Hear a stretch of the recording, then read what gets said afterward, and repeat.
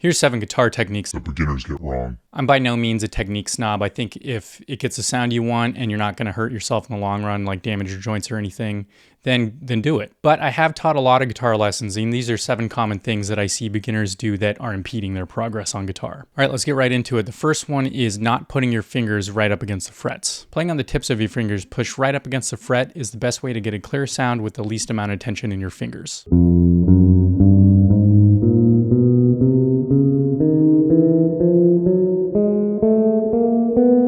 This is not intuitive to new players, and a lot of people finger the notes too far away from the fret. This causes the string to vibrate up and down on the fret, making a buzzing sound.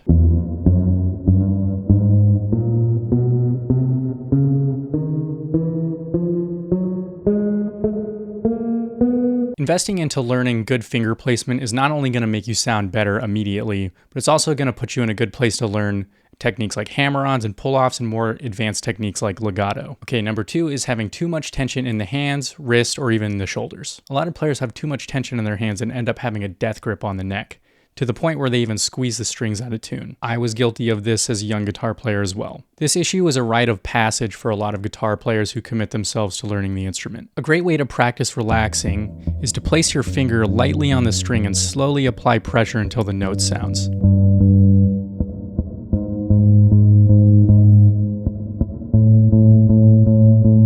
Doing this made me realize I really didn't need that much pressure on the string, and it helped me retrain my body to use the minimum amount of tension to get a clear sound. You can do this with chords as well.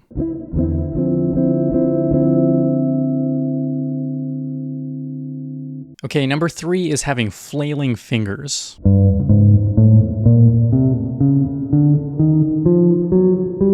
This has 2 negative effects for us. The first is that it creates tension in the hand, and the second is that it makes it really hard to be accurate when you're trying to fret notes. A great way to stop doing this is to do the spider exercise, concentrating on keeping each finger down after you've played a note. That looks like this.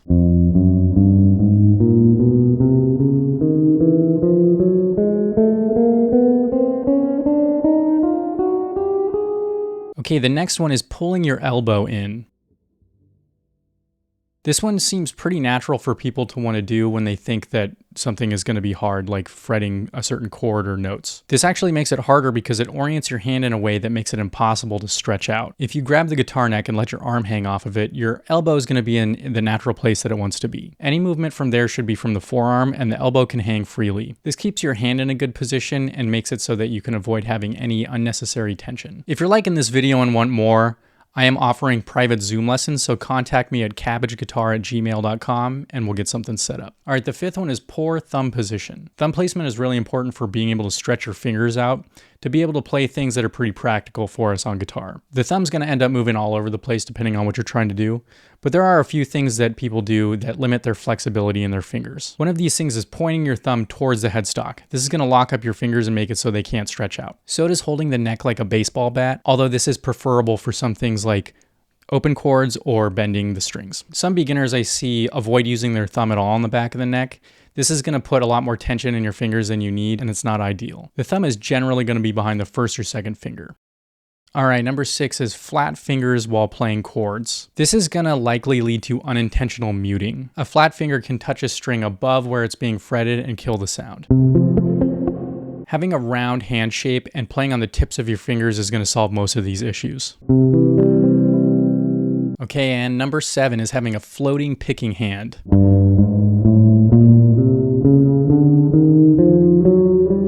This only applies to playing single note lines. If the picking hand is floating, it makes accuracy much more difficult, especially while not looking at the neck. Having an anchor point is necessary for the plucking hand so it can play by feel and have spatial awareness of the strings. I like to put this part of my wrist above the strings here.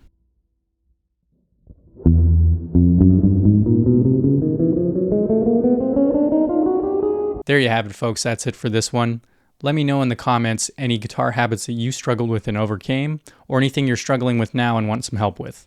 See you in the next one.